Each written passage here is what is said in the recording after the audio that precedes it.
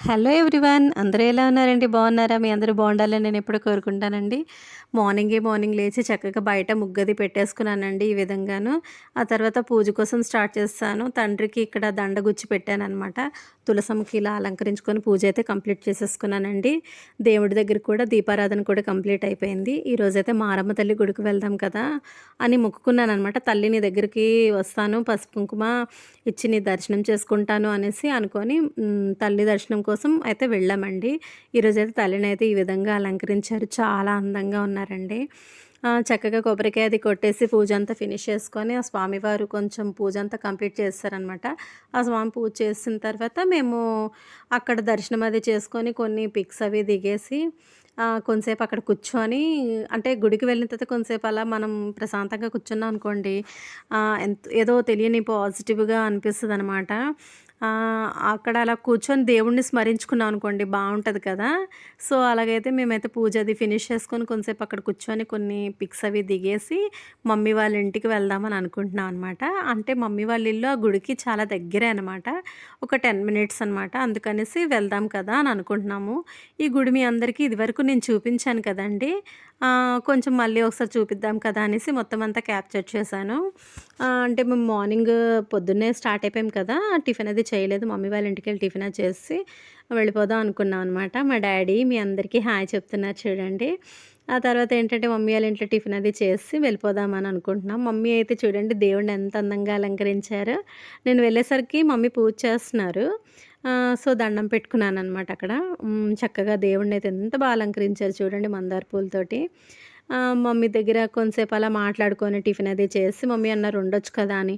లేదమ్మా వెళ్ళిపోతా మార్కెట్ పనుందనుకోని మేమైతే స్టార్ట్ అయిపోయామండి. మమ్మీ, డ్యాడీ ఆళ్ళకి బాయ్ చెప్పేసి స్టార్ట్ అయిపోయాను.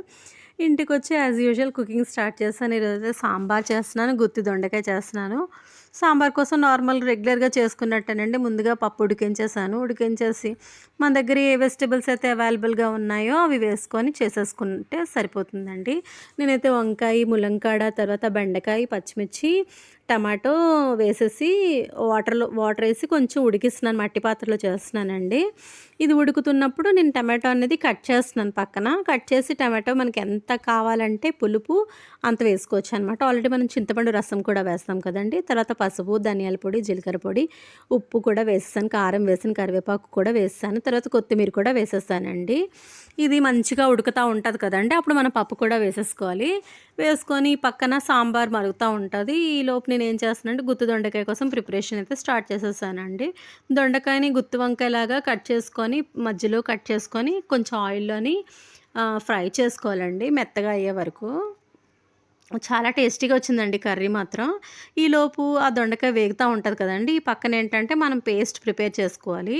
ముందుగా బాండీ పెట్టుకొని అందులోని మనం పల్లీలు, తర్వాతేంటంటే గసగసాలు, తర్వాత యాలకులు, లవంగాలు, చెక్క, ఎండు కొబ్బరి, జీడిపప్పు ఇవి మంచిగా వేయించుకొని ఫ్రై చేసుకోవాలి. బాగా అంటే డ్రై రోస్ట్ చేసుకోవాలనమాట. నేనైతే అది డ్రై రోస్ట్ చేస్తాను. ఎండు కొబ్బరి కూడా వేయాలండి. గసగసాలు మంచి టేస్టీగా ఉంటదండి కర్రీ. అది మంచిగా ఫ్రై అవుతున్న టైంలోనేంటంటే మనం ఆ ఫ్రై అయిపోయిన తర్వాత మనకు తెలుస్తదనమాట. ధనియాలు కూడా వేసుకోవాలి. జీలకర్ర, ధనియాలు కూడా వేయాలి. ఇది వేగిపోయిన తర్వాత మనం అది పేస్ట్ చేసుకోవాలండి. ఈలోపు అల్లం వెల్లుల్లి పేస్ట్ కూడా ప్రిపేర్ చేస్తున్నాననమాట. ఈ దొండకాయలైతే వేగుతున్నాయి కదండీ! ఈ దొండకాయలు బాగా వేగిపోయాయి చూసారా? అంటే కొంచెం మెత్తగా అవ్వాలనమాట. మనం మళ్ళీ తర్వాత పేస్ట్ ఏసి ఉడికిస్తాం కాబట్టి ఒక 70% దొండకాయ మనకి వేగిపోతే సరిపోతుందనమాట. కొంచెం ఆయిల్ ఎక్కువే పడుతుందండి. అంటే ఈ గుత్తి వంకాయ, గుత్తి దొండకాయ అంటే కొంచెం ఆయిల్ ఎక్కువే ఏస్తాం అనమాట. సో, నేనైతే అవి పక్కకు పెట్టేసుకున్నాను. పక్కకు పెట్టేసుకొని ఇంకో పక్కేంటంటే మనం ఆల్రెడీ సాంబార్ చేస్తున్నాం కదా! సాంబార్‌లోని కొంచెం చింతపండు నానబెట్టుకొని ముందుగా ఉంచుకుంటాం కదా! ఆ సాంబార్ మరుగుతున్నప్పుడు ఈ పీసెస్ పప్పు అంతా ఉడుకుతున్నప్పుడు ఈ చింతపండు రసం కూడా వేసేసుకోవాలండి.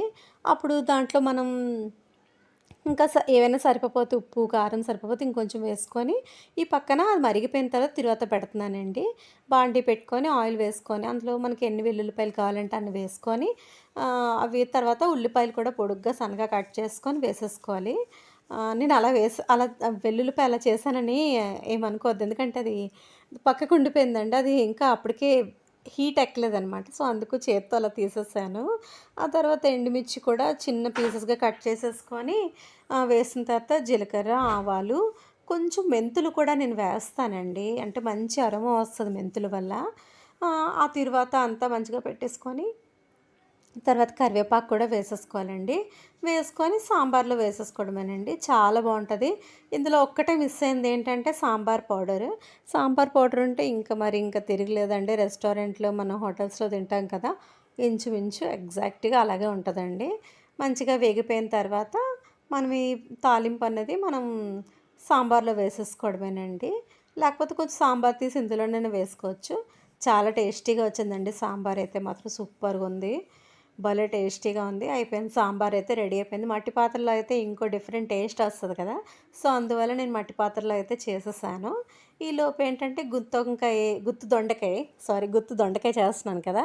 ఆ దొండకాయ ఏమో ముందుగా ఉల్లిపాయలు, పచ్చిమిర్చి, జీలకర్ర, ఆవాలు వేసి అది మంచిగా వేగిపోయిన తర్వాత మనం ముందుగా సిద్ధం చేసుకున్న అల్లం వెల్లుల్లి పేస్ట్ కూడా వేసేసుకోవాలి. దాని తర్వాత టమాటాస్ కూడా వేసుకోవాలండి. మనకి టమాటా కూడా టేస్ట్ బావుంటదనమాట. తర్వాత ఉప్పు, కారం, పసుపు వేసేసుకొని మనం ముందుగా పేస్ట్ చేసుకున్నాం కదండీ! ఆ పేస్ట్ కూడా యాడ్ చేసేసుకోవాలి. అది మంచిగా ఉడుకుతున్నప్పుడు కొంచెం వాటరేసి మనం ముందుగా వేయించుకున్న దొండకాయ కూడా వేసేసేయాలండి. కొంచెం వాటరేసుకొని ఉడకగానే కొత్తిమీరేసుకొని దించేసుకోవడమేనండి. చాలా టేస్టీగా వస్తది. మీరు ట్రై చేయండి. ఎలా వచ్చిందో నాకు కమెంట్ సెక్షన్‌లో కమెంట్ చేయండి. నా ఛానల్ గనుక మీరు కొత్తగా చూసినట్టయితే పక్కనే ఉన్న బెల్ ఐకాన్ ప్రెస్ చేసి నా ఛానల్‌ని సబ్స్క్రైబ్ చేసుకోండి. నేను పెట్టిన వీడియోస్ అన్నీ మీకు నోటిఫికేషన్‌గా వస్తాయి. చాలామంది సబ్స్క్రైబ్ చేయకుండా చూసేస్తున్నారు. ప్లీజ్ సపోర్ట్ చేయండి. ఈరోజైతే గుత్తి దొండకాయ చేసేసి సాంబార్ చేసేసాను. మీకు గనుక నచ్చినట్టయితే లైక్ చేయండి, షేర్ చేయండి, సబ్స్క్రైబ్ చేయండి. మీ ఫ్రెండ్స్ అండ్ ఫ్యామిలీ మెంబర్స్‌తో కూడా షేర్ చేయండి. Bye friends. Take care. See you in the next vlog. చాలామంది సబ్స్క్రైబ్ చేయకుండా చూస్తున్నా సబ్స్క్రైబ్